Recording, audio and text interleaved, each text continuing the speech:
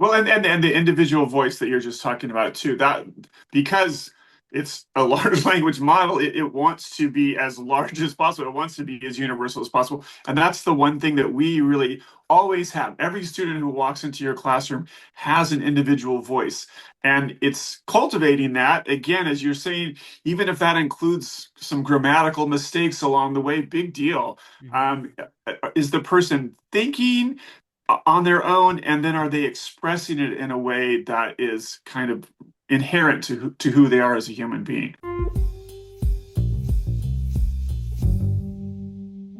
Hi, this is Dr. Andrew Rimby, the host of the Ivory Tower Boiler Room, an arts and culture podcast. Thank you for listening.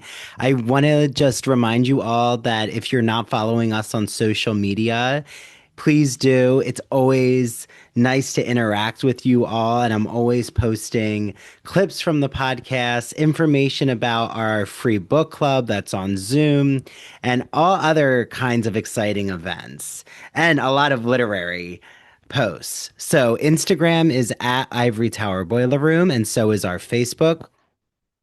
We have a LinkedIn, a YouTube channel where you might be watching us now. So, hi, there's a video episode on YouTube. And our TikTok is actually my name. It's at Dr. Rimby. And Patreon is where you can find all the just uncensored, no ad episodes. It's patreon.com/ Ivory Tower Boiler Room. There's usually some kind of deal going on, and you can try it out for a few days for free if you just want to see what gets posted there.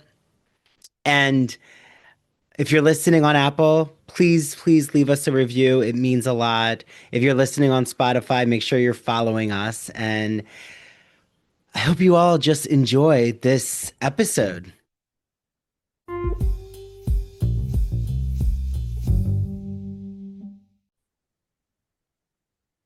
Hi, everyone. Welcome back to the Ivory Tower Boiler Room. It's Dr. Andrew Rimby, joined, as always, with a really exciting guest. I can't wait for you all to meet David Starkey. David is the emeritus professor at Santa Barbara City College. He served as Santa Barbara's 2009 to 2011 Poet Laureate. He founded the creative writing program at Santa Barbara City College, which is really exciting. He was also the publisher and co-editor of Gunpowder Press. Over the past 30 years, he's published 11 full-length collections of poetry, more than 500 poems in literary journals such as American Scholar, Southern Review, Georgia Review, and many more. As an educator, he's written and edited a number of books, most recently, Hello Writer and Creative Writing, Four Genres in Brief. He's also written what we're going to focus on, Academic Writing Now, published by Broadview Press. And he's also a founding editor of the California Review of Books and the host of Santa Barbara's Creative Community, which, as I can attest to, is a very exciting poetry, creative, writing based show that you can get on YouTube. So, David, welcome to the Ivory Tower Boiler Room. Yeah, thank you, Andrew. I'm really excited to be here. So, I'm really interested. How did this idea of like compiling an academic writing textbook come to be with Broadview Press? Yeah, I wrote a pretty successful creative writing textbook for St. Martin's, Bedford St. Martin's, in the early 2000s, called Creative Writing for Genres in Brief. And the idea was that I started off my career, I was teaching first in rural South Carolina at Francis Marion University in Florence. And then I got a job in suburban Chicago. And then I moved out here to get married to my wife in California, which is also my home state. And I started teaching at a community college. And those experiences were really different for me. And I realized that community college students could benefit from really kind of explicit instruction. That it wasn't useful just to make kind of generalizations and bromides. You had to say, more or less do this, don't do that. And obviously there are a million exceptions, but to have some sort of guidance like that. So I did that in the creative writing textbook. And then I realized that there wasn't quite a composition textbook that fit that same pattern. And since most of my load was teaching composition, I just came up with academic writing now. My wife, Sandy, was a big help. Been teaching at the community college longer than I have with a lot of ideas. And it just seemed to work for a lot of people. It's short, it's cheap, um, and um, and I think it's to the point. I try not to waste anybody's time. I try not to go off in any crazy directions that aren't helpful to a student. Yeah, well, our romantic partners are always, I mean, my fiance, he listens to so many teaching Right? strategies, and sometimes I'm like, okay, wait, this is, you know, we Yeah, were recently enough's talking enough. Yeah. about, yeah, the nostalgia of Blockbuster and video stores, and I have this whole mission that I want to bring back video stores just because I feel like I keep canceling all these streaming services because the bill just keeps going up. I And I know. was like, let me just get DVDs from the library. And then why don't we have video stores? But then I ended up talking about academic politics. And I was like, he's like, well, how did we get Yeah, here? right, And I'm right. like, oh no. Like I gotta put the boundaries. But yeah, like the Victorian couples and all of the editing that like the wives would do, that's a whole, interesting topic. But Well, yeah, so my wife taught at the same place, so would have this totally the same set of references, same group of students, the same colleagues and stuff like that. But my skills are as a writer at taking things in the air and putting them onto the page. So I can't say that she didn't do any editing or writing of my yeah, book, well, and but I'm thinking she of the was famous example of Mary Shelley and Percy right, Shelley. right, right, right, And like whether who came up with Frankenstein, which is, right, right, right. I think it's Mary Shelley, but that's just because I want to give, the female creative intellect Absolutely. credit. Absolutely. Yeah, no, I Um, make yeah, yeah. full credit to my wife. I love it. So it's interesting, like the experiences. I'm curious about. I actually know Florence, South Carolina, and the only reason I know it is because um, it's like a stop if you're going from Myrtle like the Beach, yeah. Northeast to Yeah. Florida. Oh, It's right, yeah, also like in on the 95, middle. yes, Yeah, right. yeah, yeah. And it's like near, I think, south of the border. If I'm, It's about 40 miles south of the border, yeah, yeah. which is a very interesting place. Right.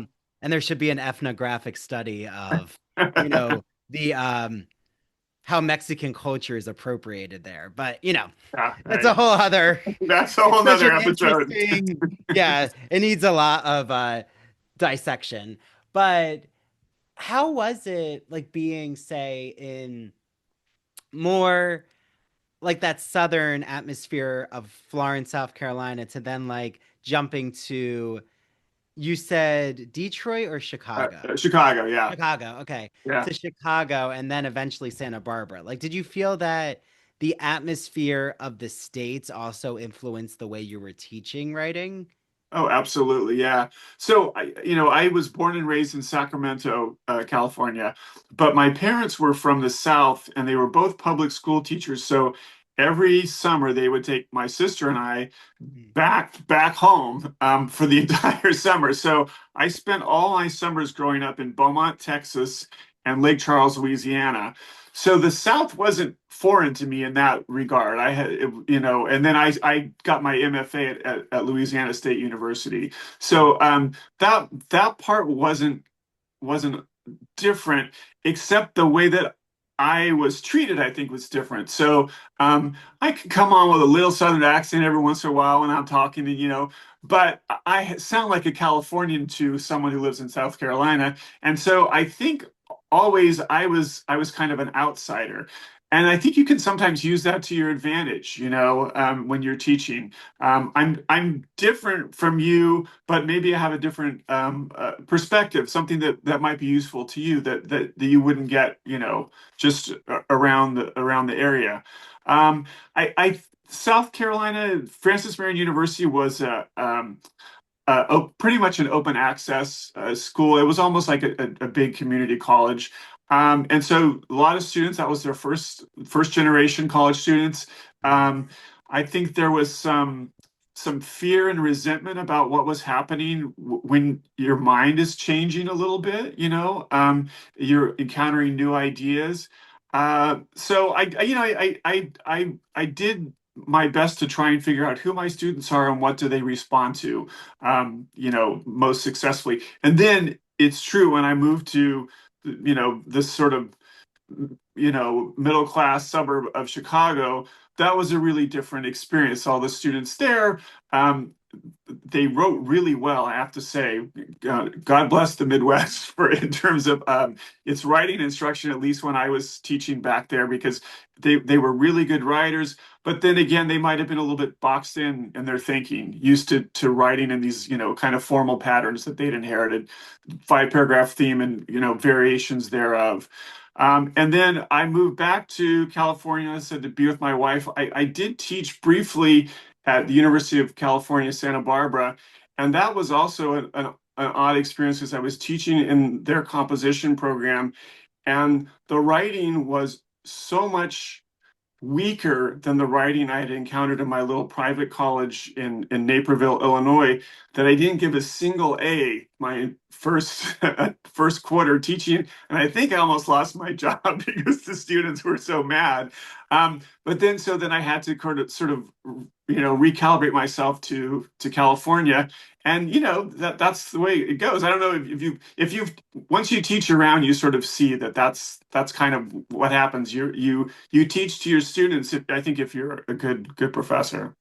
Yeah, no, and I have the experience of simultaneously teaching at a private and a state school.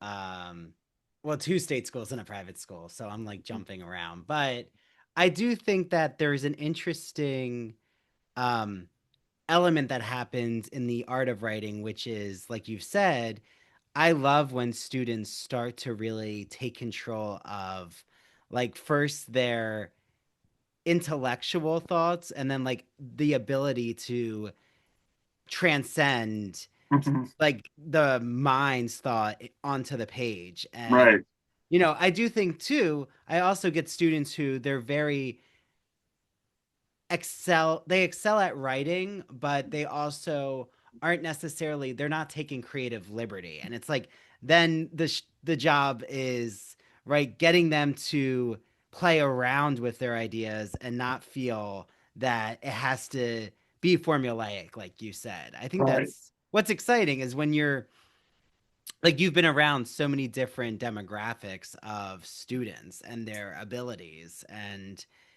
sometimes some students are more, um, they light up in discussion, and then when they turn in their writing, it doesn't necessarily right, match the right, energy with the discussion. And then, right. yeah, And vice it's versa. Yeah, and yeah, vice versa. Exactly. Like, you could have very, very shy students, but their writing is yeah. Off the exemplary. charts. Yeah. Yeah, exactly. So it's Well, right, like finding the in between. yeah, I really was lucky in that in the early '90s when I first started teaching there in South Carolina, I became friends with a woman named Wendy Bishop, and I don't know if that name means anything to you, but she was really the first person to try and look for ways that creative writing and composition could cross-pollinate with each other. And so creative writing could learn a lot from this sort of ways, the step-by-step processes that go into writing an essay. And similarly, as you were just saying, composition could learn a lot from creative writing and being open to different ideas, different forms. Everything doesn't have to it doesn't have to be plain old prose. There could be other things mixed in. It could be poetry. There could be images. I mean, things we sort of take for granted now, especially when we're reading online. Um, Wendy Bishop was really, Mm. decades in advance of what actually happened. So I give a lot of credit to her for sort of opening that window up to me. That's so interesting. And I love that, like, the programs I'm a part of. Specifically, I'm thinking of Montclair, where I'm in a writing studies department, and there's such an integration between the creative writing faculty and, like, those like me who are literary um scholars or like trained in literary scholarship. And I Right, think right, that like we all inform each other, and like I'm even incorporating um like creative writing assignments. I like to take my students on what I call a poetry labyrinth, and I learned this from my friends at the New York City Poetry Festival on Governor's Island, and they like had this labyrinth where like you would grab a rock and the rock had a name on it. I mean, I don't have the rocks, so I give slips of paper, but like you would put, say, just like really um exciting adjectives, right, and like say I do transcendent, I don't know, and you would like have to think of that word as you walk around the labyrinth and then eventually sit down and do like a 6 verse poem. right, right. And like I think it's tasks, it's things like that where I always find that when the students, you break outside of the classroom and they're either literally outside or there's something that's just relates to them. It's why I love your book so much, David, and I'm using um like essays that you include in it. I think that something I was really trying to find is I think students really do need to know, and I'm curious what you think, is they need to see what it looks like to have published like academic writers or even just creative writers who excel at different genres of essay writing. And you know, like why does it matter to be able to convey a nonfiction message or to Mhm. argue a specific topic about AI or, you know, audiobooks as, you know, as equal to reading a Right, traditional right, book, right, right, you know? right. And like, so for you, why was it so important to have that, the published writers, to have like those who were recognizable names in their fields and not just say, which is helpful, but not just have, say, student sample essay? Absolutely, yeah. Well, this is the actually academic writing now with readings is the third iteration of this book. So it was the first edition, second edition, and then Marjorie Mather, who is the editor there at Broadview Press, where the publisher, she was saying, let's put readings in there. And I thought, oh well, that's a great idea. So we talked about what might be something that would be relevant. And so I tried to do that. There's something about entertainment. There's something about artificial intelligence. There's something about college life. Just things that, not to get too wide, but I always tried to find something that I could imagine a student who really puts some effort into it writing themselves, if that makes sense. I didn't want to have something that's so grand.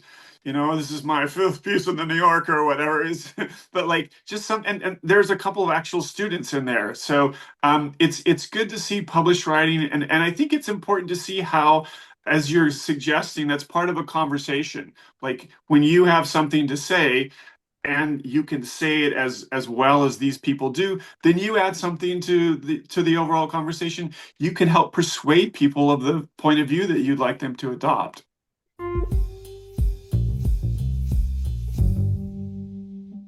Now that the spring semester is here, I am so excited to let you all know about a publisher, an independent publisher that's celebrating 40 years of great books called Broadview Press. I love Broadview Press. I have so many of their editions of classic literature like Wuthering Heights, which is coming out soon, and it's our book club choice. And they have so many academic books for instructors and for students and the general public. So I've had so many exciting guests on, from guests talking about The Wonderful Wizard of Oz, guests talking about vampire literature, horror literature. I'm looking at you, Jeffrey Andrew Weinstock, whose book actually just came out called Horror Theory. Look it up. And I cannot wait because I have 2 exciting guests coming on soon. And I've recorded their episodes, so I know that it's going to be such an interesting conversation. The first is Rachel Tukolsky, who wrote a book called Writing on Fire, a fierce yet friendly guide to writing humanities essays in college. I've used excerpts of it For my writing two course at Montclair, it has gone over so well. I just love what Rachel does, and we get into this in our episode about this metaphor about writing on fire, like how that's a great way to think about free flowing, brainstorming, creative ideas, and getting into that flow state, which, as Rachel explains, happens not just in writing, but in many other avenues. And then the other guest that I have on is David Starkey, who wrote a book called Academic Writing Now, a brief guide for busy students. It is designed to cover the basics of a college writing course in a concise, student friendly format. Each chapter concentrates on a crucial element of composing an academic essay and is capable of being read in a single sitting, which, for a generation, myself included, I think all of us now, just consumed by digital media or just this attention grabbing technology, reading in a single sitting is definitely a plus. So head to Broadview Press, use the promo code Ivory Tower, and you'll get 20% off every single book in their collection. There's also a really cool digital library collection they have. So if you're a librarian, take a look at that. Message me. If you're a librarian, I'd be happy to show you what that new collection looks like. And I hope you all enjoy your reading.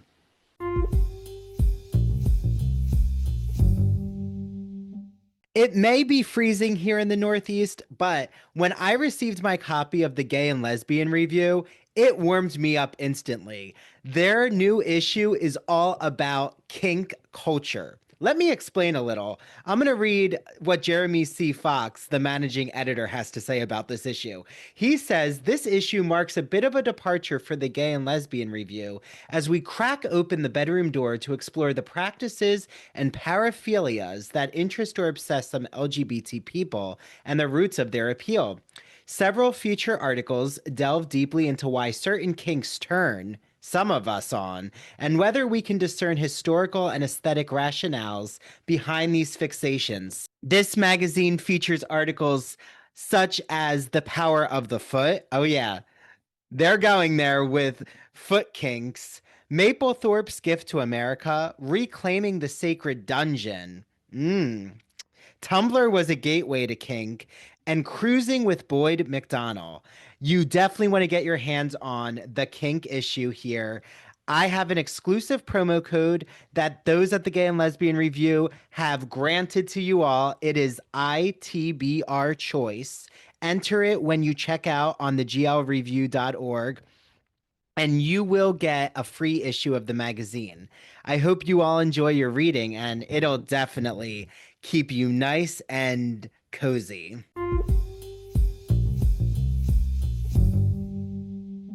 Yeah, it's not like you're throwing Stephen King's on writing or like Right, right, right. William Zinsser, or I think is that the name of the one? Yeah, yeah, yeah. Yes, he was like that's the prolific writing text, but yeah, like accessible, but also they can achieve and aspire to communicate ideas that way. Actually, I was just having a meeting with my students are all choosing pop culture topics for their research essays, and the one student is choosing the Real Housewives, and you know she didn't realize that there's actually digital media scholars who've written studies of the Real Right, Housewives and right, like right. doing anthropological analyses. And I think it's exciting when they realize that culture around us all has a way to be interpreted and have like that lens, that microscopic lens on it. And I love what you do because, like, for you, why was it so important to have exercises? Like you were kind of saying about,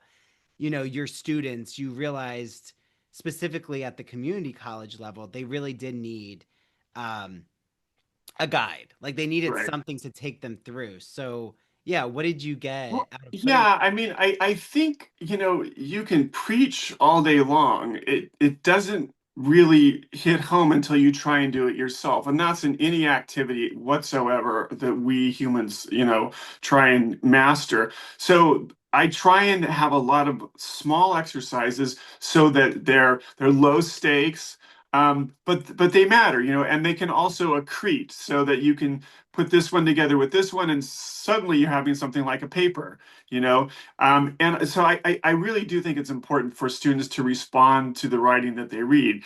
I mean, I guess that goes to like the big sort of elephant in the room right now in writing instruction, which is AI. And I do have a whole section on that, but and you were making some really good points about getting students excited, taking them outside the classroom.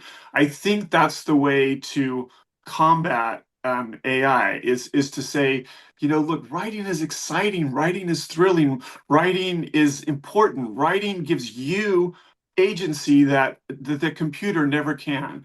And somehow we have to just sort of create this ethical system where it's is wrong to do this, not just because you might get busted, but because it doesn't help you as a human being. It certainly doesn't help your job prospects when you go out into the world and you're asked to do some complex task that you know could be done by AI. Well, okay, then you don't get that job. And if you're out there and AI can't do the job because it needs some critical thinking skills that you haven't mastered yet, then you've also screwed yourself by just going the easy way out through your 4 years in college. Yeah, well, I mean, yes, to everything what you said. I think also it's so wonderful to see when students like the originality of their ideas and, you know, something I'm doing is not focusing necessarily on like yes, there's the revision stage, there's the feedback you give as the professor, but also not nitpicking like the grammar where I mean every like conversation now is like really not focusing on the grammatical errors Right. anymore, but and I know there's like a debate between the traditionalists and then those who are saying, no, like their interpretation is what should be prioritized, which is kind of where I stand. Well, Like when absolutely, because they can just feed in their thing into Grammarly or whatever, and suddenly all the mistakes will be gone in a second. Yeah, I literally had a student who she just told me, she's like, "Oh, I was using Grammarly to fix mistakes, but I didn't realize I had the AI turned on. Like, can you look at this and see if you think that AI like changed the tone of my voice?" And I was like, Right. "Well, let's see like whether or not you actually have to um make substantial revisions because AI has like changed the meaning." And I Right. thought Right. that was actually I was really glad that the student was so honest about that. Yeah. Yeah. It's like my job, I say to my students, isn't to police them using AI. It's to understand, like, I don't want them to use it to write essays at all, but it's also to understand, like, what did it do? Like, using ChatGPT in the classroom, I'll do it as a way of after they've already given ideas, like, has it actually given us anything new? And a lot of it Right. is really just very general Wikipedia style Sure. entry. Yeah. It's very universal voice. Like it doesn't sound unique. And it does help with certain things. Like I've seen my students use it for creating tasks, creating an outline, like things that are some of them use it to create a structure for studying or exercise plans. And I think Yeah. And that's it can be a interesting. great search engine, obviously. Yeah. Yeah, but I do think that like when I like to show film trailers and have my students like figure out the rhetorical devices and like I showed the new Wicked for Good trailer and they had to like figure out the credibility of Glinda and Alphaba and like because they have to do interviews eventually like what kind of research questions would they ask each character like to gain more insight into their psyche. And I think that like you said it's in those moments where they realize that, oh, like I actually, am coming up with an angle that like an AI uh, generator isn't able to think through my creative process. Like the Right. AI Right. generator is just going to find the patterns and Yeah. like come up with the most basic Right. elemental questions. Well, and the individual voice that you're just talking about too, that because it's a large language model, it wants to be as large as possible. It wants to be as universal as possible. And that's the one thing that we really always have. Every student who walks into your classroom has an individual voice. And it's cultivating that, again, as you're saying, even if that includes some grammatical mistakes along the way, big deal. Mhm. Um, is the person thinking on their own, and then are they expressing it in a way that is kind of inherent to who they are as a human being?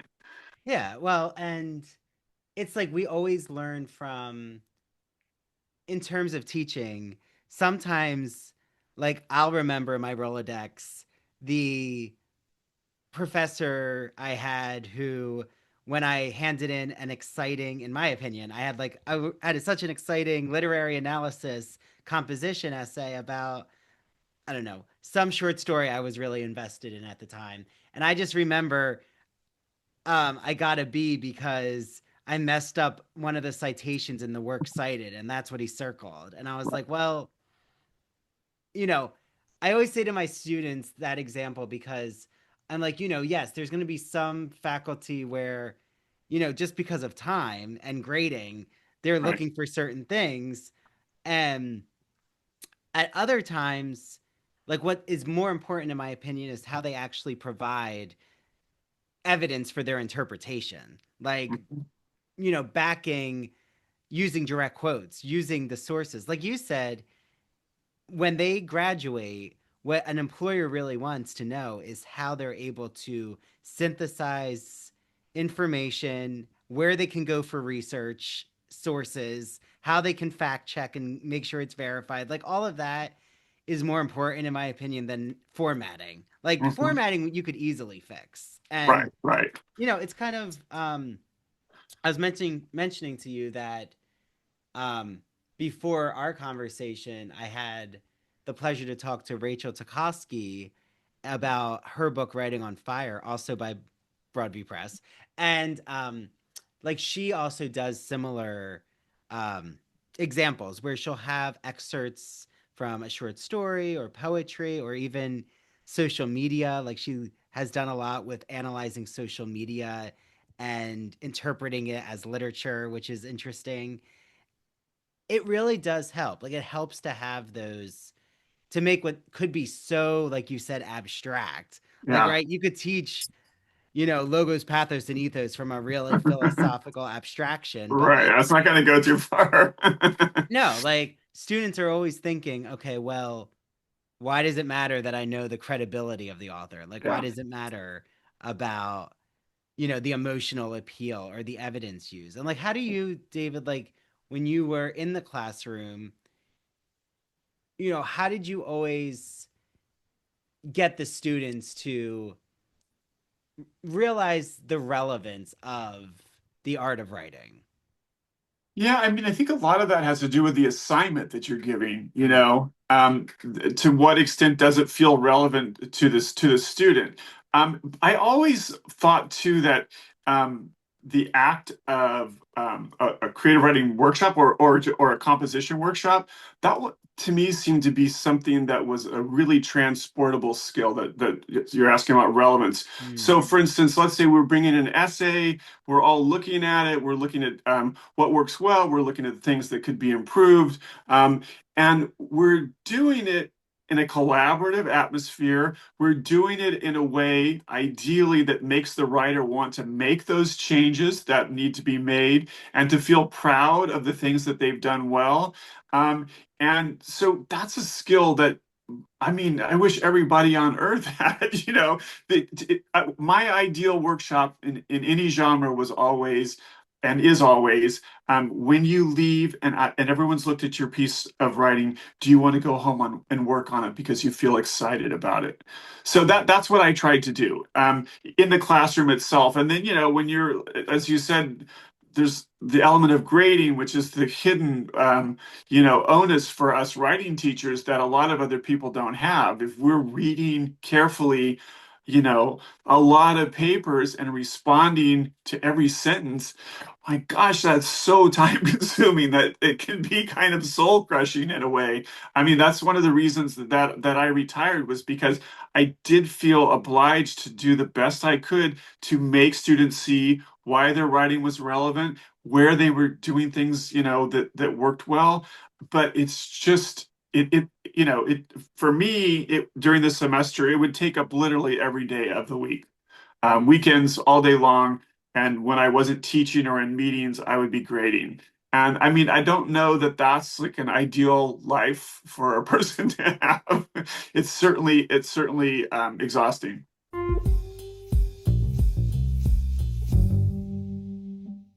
Are you a fan of classic Hollywood movies? Are you a fan of queer cinema? Then do we have the podcast for you. Hello, everyone. I'm Christian Garcia. And I'm Luke Delmar. And we are your hosts of That Old Gay Classic Cinema, where we take a look at some of the greatest films of all time and analyze them through a queer theoretical lens. Let's be honest. LGBTQIA+ people have been a part of Hollywood since its inception, and this podcast celebrates those artists and entertainers of yesteryear while also taking a closer look at the queer-coded characters and stories in classic Hollywood films long before queer representation entered the mainstream. So follow us down the road of classic cinema as we give you a guide to some of the films that touched our hearts, brains, and even gave us courage to be ourselves. You can listen to That Old Gay Classic Cinema wherever you get your podcasts, and be sure to follow us on Instagram, YouTube, and TikTok. All right, listeners, we're ready for our close-up.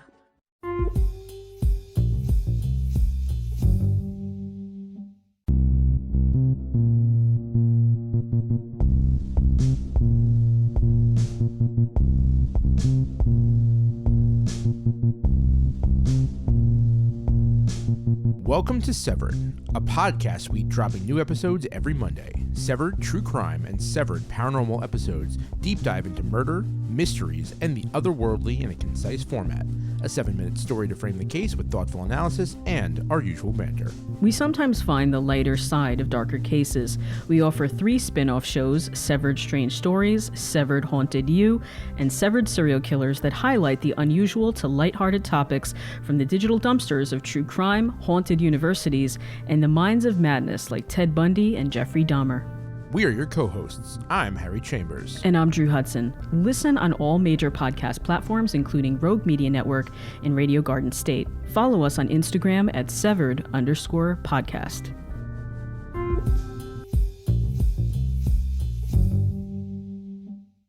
Yeah, and I think that there's a push now for more labor-based grading. There's actually a meeting I missed that I'm gonna listen to as I'm multitasking, right? As I grade.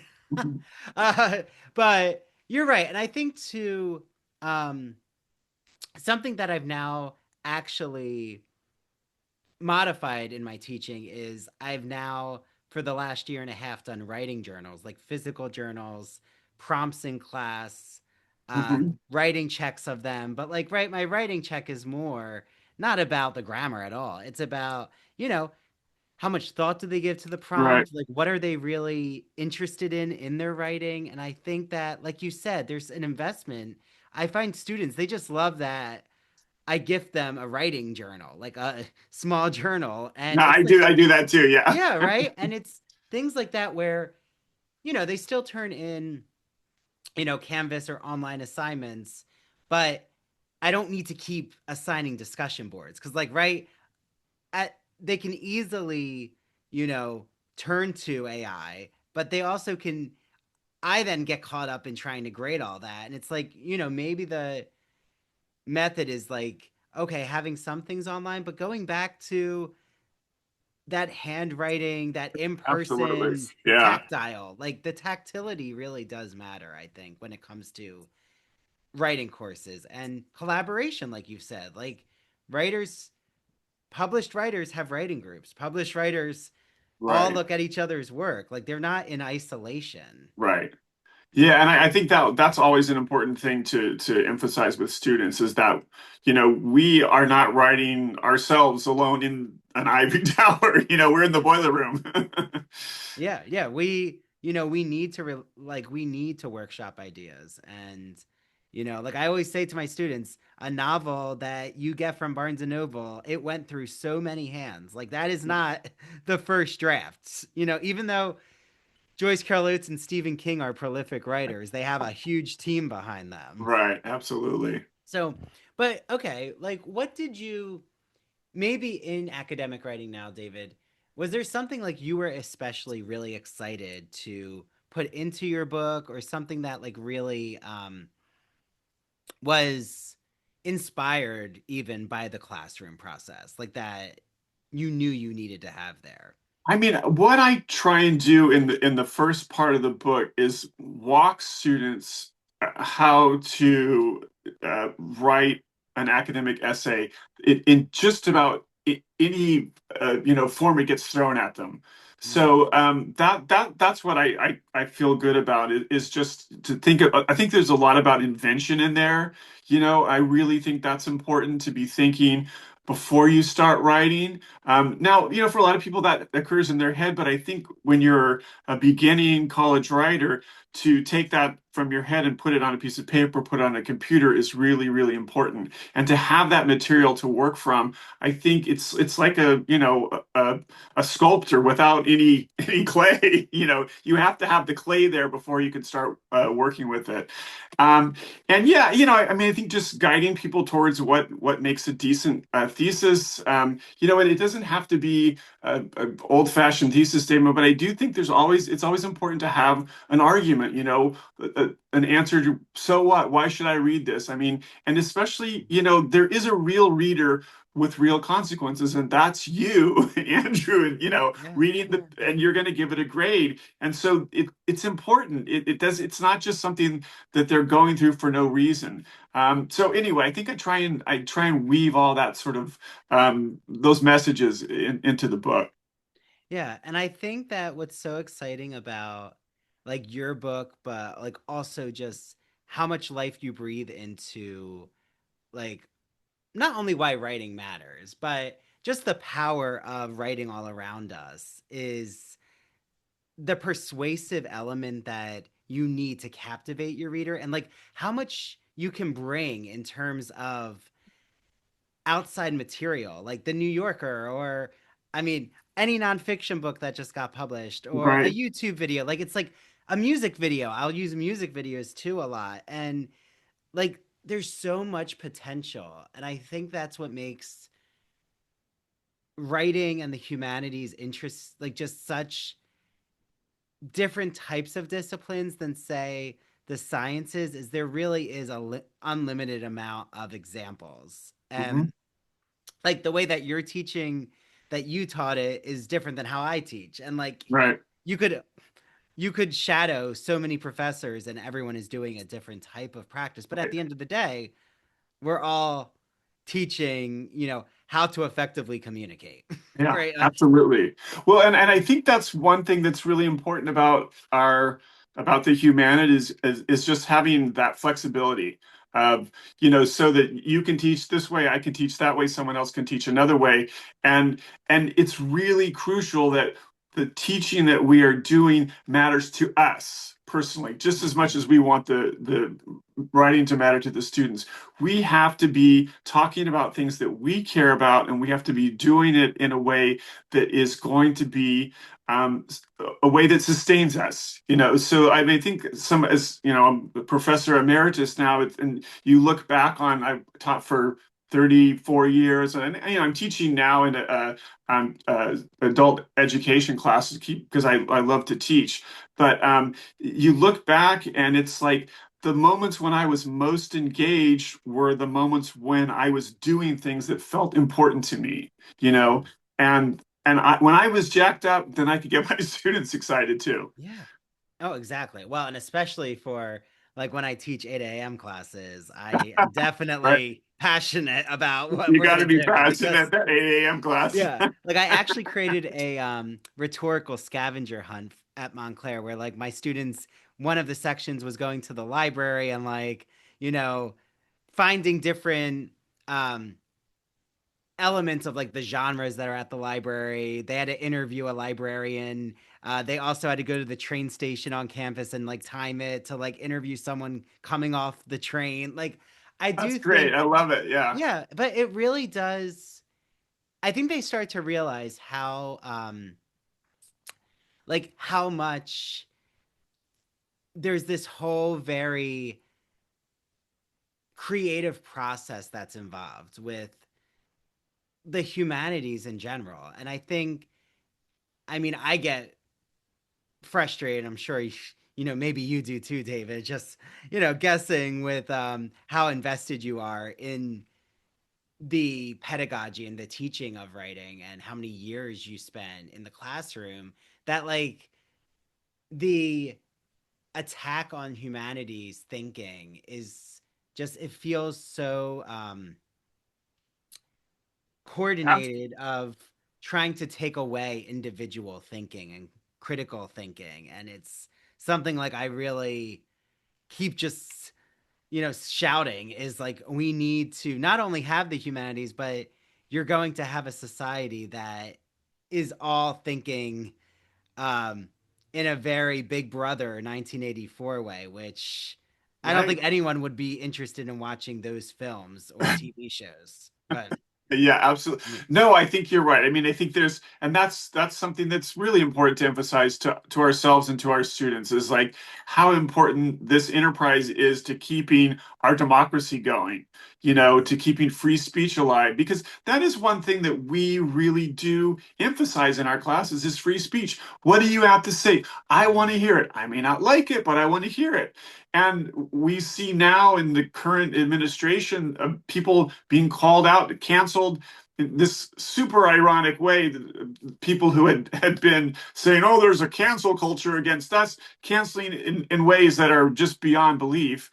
And I think you're right. The humanities is a bulwark against that. And you can see it being chipped away. People like Stephen Miller or whatever, they hate the humanities because it allows thinking. It allows discussion, and that was the Republican talking point for the entire Biden presidency, is that we don't have a chance to speak our mind.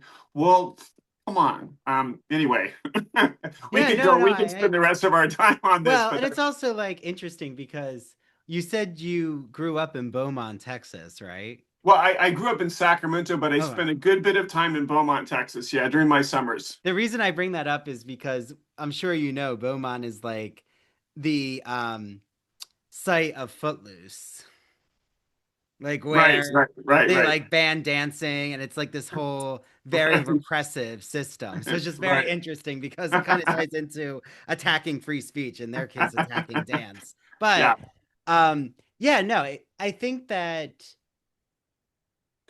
the humanities, and especially seeing students weighing in on staking a claim, having an argument they're invested in. It's not up to us as the professor to, agree with them. It's up to them to make the case and to appeal, by using logic, uh, to defend whatever they're like so passionate about. And I think right, like that is where college is supposed to be a site of academic debate and discourse, and engaging in defending your views and also broadening your views. And yeah, I do feel like there is going to be, and maybe it's already happening, there is a backlash to this type of censorship, which is I hope like, so. you Yeah, know educators like being even more transparent about the need to debate, and what that looks like, and facilitating these conversations. And it's like, well, if it continues to get chipped away at the college, there's going to be more grassroots programming or something to try right. to counter this type of you know authoritarian specter around Yeah, I mean, university. the optimistic side of me thinks it's a big country with a lot of people who Yeah. disagree with the idea of having free speech shut down because of an old doddering man who is an egomaniac. I mean, why why would you give up your right to free speech for that person? That, I don't know. I can't imagine a rational person doing that.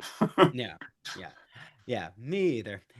But yeah, the hypocrisy is very interesting. Another episode. Another No, episode. I'll That's have to right. have you back, David. I just really, when you like, we'll have to focus. You have so many interesting poetry collections, and I did want to ask you about, um, like, do you find that the way that you have taught creative writing, like, what would you say is the distinction between, say, teaching a more composition or like the genres of essays Yeah. compared to, say, teaching someone who, wants to become a published poet or a Right. published Right. short story writer or novelist? Like, how do you go about navigating that in the classroom?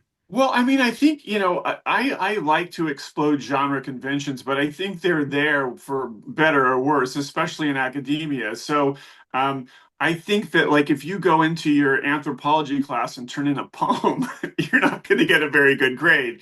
Mm. And similarly, if you turn in an academic essay for a piece of creative nonfiction, that's not going to work. So, it's just simply saying these are the more or less accepted conventions in this particular type of writing, and now let's learn them, and let's Mm. break the rules as much as we want to, but first we have to sort of figure out what's going on. So I'm just teaching different conventions, but I'm always thinking about, you know uh, what's the invention strategy? How do we get going on this? How do we collect material before we actually start writing it out? And I think so. I think always felt like there was a lot of crossover between what I was doing in the two classes, even if, I'm really, I mean, I'm a poet. That's my kind of where my heart is. So I probably put more passion into that, but I tried to bring some of the passion for writing into a composition classroom, full of 25 or 30 students who didn't really want to be there. And to try and make them feel as though they were, oh wait, writing is something that I can really embrace. Mm. Well, and I love, like you've mentioned, the like reading section, but like even what like you're talking about is like, for example, I'll just choose like what's the future for AI essay. And it's Yes. like it's so interesting how a nonfiction essay like that, could be brought into so many different Right. disciplines or genres. Like, you know, what's the future of AI? Like for an anthropologist, the way they're going to study that is like the human cultural aspect. Like then there's the ethical philosophical question that a philosopher would ask. And it's like so interesting because every discipline deals with this type of subject. Like a computer scientist deals with it, Sure. but they're doing the programming. Right. And it's just that's what I love though about like what a conversation like a the pleasure I have talking with you is how much it's reminds me of like why we do what we do, which is any topic could speak to a different discipline. It's just Right. how are you Right. able to like understand like the way that Wicked, for example, could be interesting for an anthropologist, like who wants to study the land of Right. Oz, like and Right. the citizens there, right? Like if that's a real place. But yeah, I'm curious like what you've learned even from say colleagues who were outside of a writing program. Like was there ever a time where they maybe questioned or you know not questioned you as the professor, but like were just curious about like what was going on in a writing class and like you were able to have an interesting dialogue with someone from a different department. A different discipline. Yeah. A different I, discipline. I mean, I felt like I had my most productive conversations with people in the arts, in the visual arts. And since you mentioned my TV show, The Creative Community, I spent a lot of time talking um, to artists, and almost always, though, we would find some connection between the things that we were doing. So I guess that's it, these weren't people who were questioning me, but they were people who were I was finding connections with, and thinking, and it makes sense. The creativity is something that's really common to both of us, but creativity is common to any enterprise in the ivory tower. It's really crucial no matter what you're doing. And that, I guess, is the one thing that AI doesn't really have. It's drawing on creativity that already exists. Maybe someday it will be going beyond that, but right now, at least, that's what we have. We have to our advantage. Yeah, and it like even in calculus, which is actually like a course I really did love. I mean, I do like, you know, contrary to popular belief, there are some humanities people who do enjoy mathematics. But like what I really liked is also, of course, the faculty who taught me. And like the one professor I had, he like would give extra credit where you would have to do a like 2-page um essay exploration of one of the founders. So like I remember looking up like how Sir Isaac Newton came up with a calculus Right. principle. And it's like, oh, that's right. They were philosophers. Or Uh, Hypatia and her like more geometry minded sense in ancient Greece. And it's like there are so many books about how the sciences came to be with their theorems. And right. like the humanities are involved in everything. Like even Right. though some will say, well, science is, you know, always has a right answer. That's not true. Like the Yeah. scientific method is in flux. Like Right. things Right. have been disproven. And Right.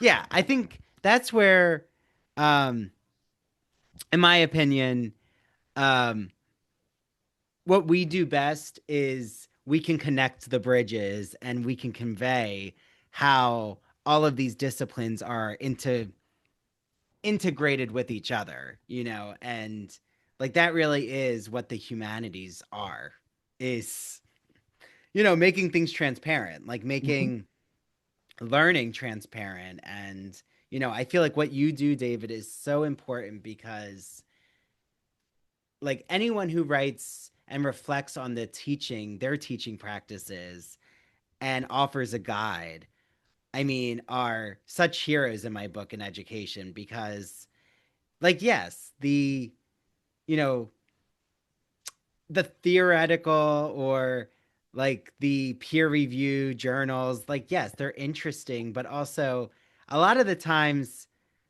in academia there's a lot of just like patting each other on the back of like Right. understanding each other's jargon and language, and it's like, well, that's all great and everything, but how is that actually bringing in new people, like bringing in people who might not have been interested in this subject before? Right. And that's so important right now, especially in our discipline in English. We need to find ways to bring people in and rejuvenate it. Yeah, well, because like I mean, I don't know the last time you've been, in your public library or a bookstore, but I always get excited. Like I've go to my library a lot here in North Jersey and like was talking what I love is like I'll be checking a book out and someone has a recommendation like, "Oh, did you check out such and Right. such?" Right. Or like now Yeah. I'm checking DVDs out again and they're like, "Oh, you need to like request this DVD." And like I'm teaching King Arthur Legends in my British Lit course and like got my hands on Camelot, and like that community space, like the bookstores, the libraries, like these are creative hubs of Barnes and Noble. I always see people browsing and like young people and they're really excited.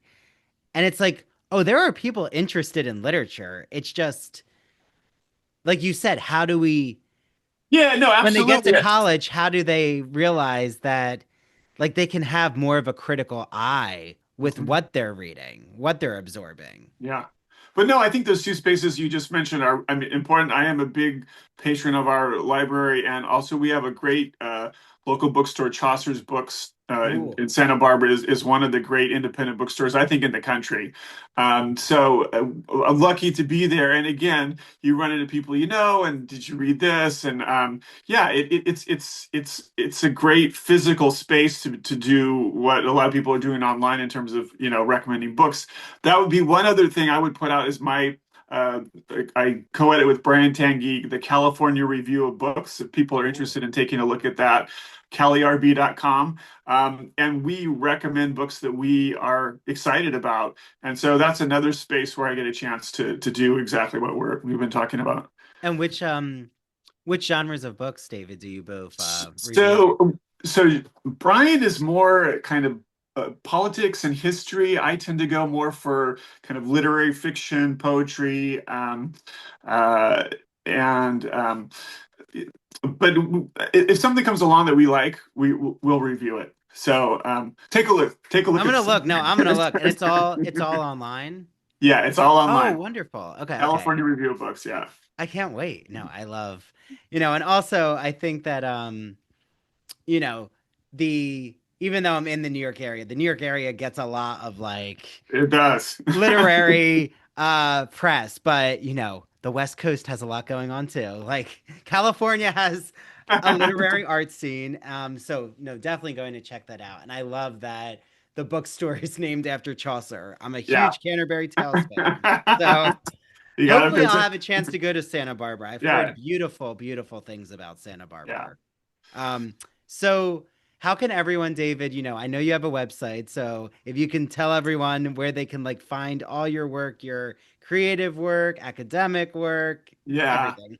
Yeah, davidstarkey.net. There's another David Starkey, a British historian who's kind of an asshole. And that's not me.